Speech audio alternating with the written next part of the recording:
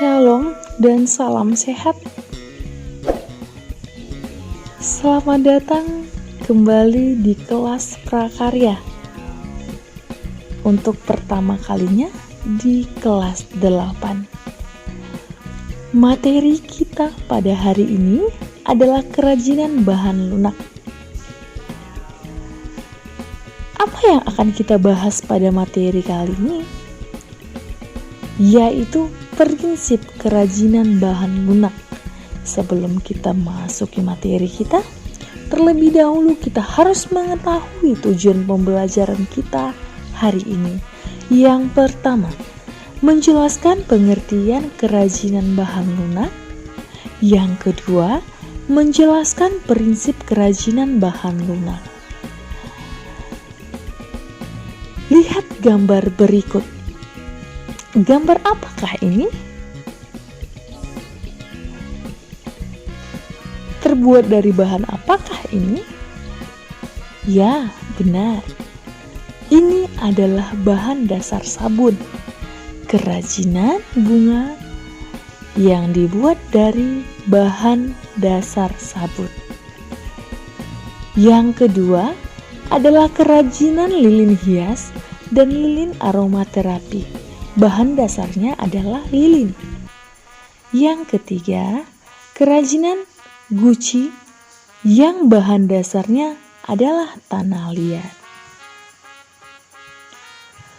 Lilin, sabun, dan tanah liat dapat dibuat sebuah kerajinan yang sangat indah karena bahan-bahan tersebut memiliki sifat lunak sehingga mudah dibentuk.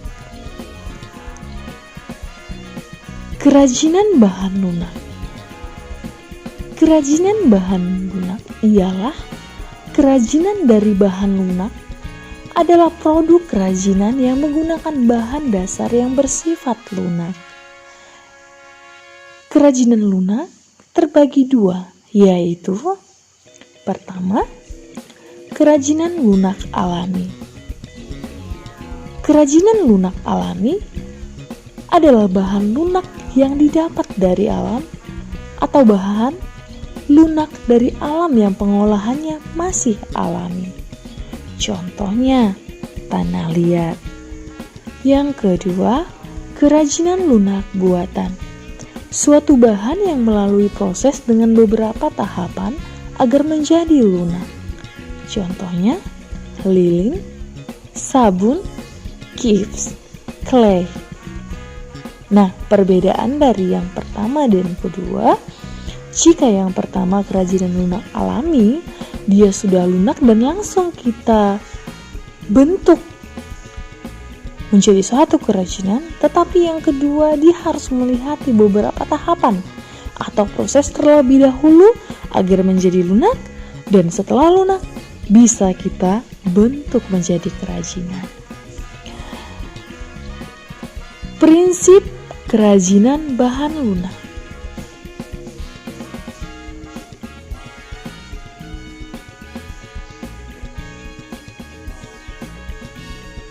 Perkembangan dari pemanfaatan bahan, cara pembuatan, maupun penampilan, bentuk sebuah karya yang muncul menunjukkan adanya kemampuan daya serap pengrajin untuk mengadaptasi segala perubahan sosial budaya yang terjadi dalam masyarakat.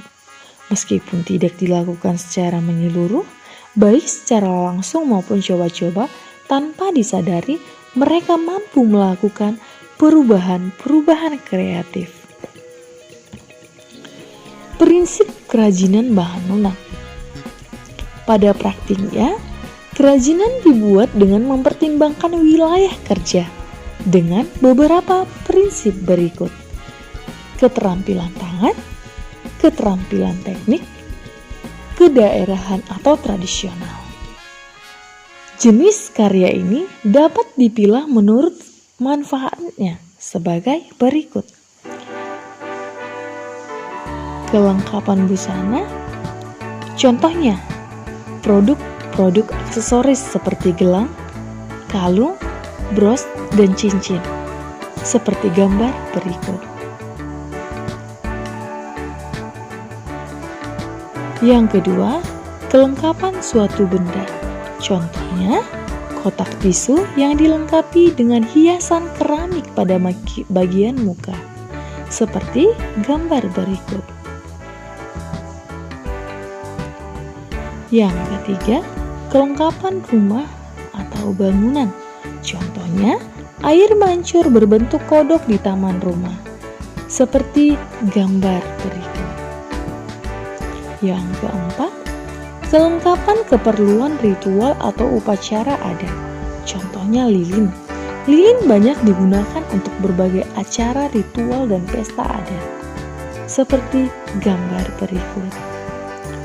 Berdasarkan prinsip kebermanfaatan di atas, maka kerajinan bahan lunak dapat dikategorikan sebagai produk-produk berikut. Yang pertama, menambahkan keindahan. Yang kedua, memberi penekanan atau kekhasan pada suatu benda. Yang ketiga, menjadi persyaratan pemakaian. Yang keempat, merupakan pertanda atau simbol.